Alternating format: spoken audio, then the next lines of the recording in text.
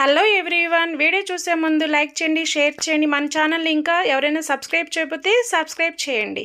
చూడండి, ఈరోజు టేస్టీ గోధుమ ఉప్మా ప్రిపేర్ చేస్తానండి. చాలా బాగుంది విత్ పప్పుచారు కాంబినేషన్తో.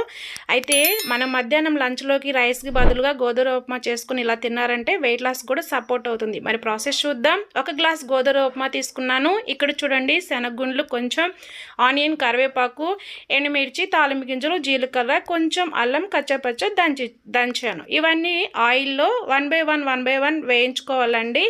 చాలా టేస్టీగా ఉంటుంది. ఇలానే చేయండి. ఈ ప్రాసెస్లో అన్నీ వేగిన తర్వాత 1 గ్లాస్ గోధుమ రవ్వకి నేను 3 గ్లాసులు వాటర్ పోసాను. కరెక్ట్గా సరిపోతుంది. 15 మినిట్స్లో ఇట్లా తెరలిపోతున్నప్పుడు రవ్వను వేయండి. చాలా బాగా ఉడికిపోతుంది. సో మీడియం ఫ్లేమ్లో పెట్టుకొని చిన్నగా మంటలో ఇంకా తర్వాత సిమ్లో పెట్టుకొని వదిలేసారంటే టేస్టీ గోధుమ ఉప్మా రెడీ. సబ్స్క్రైబ్.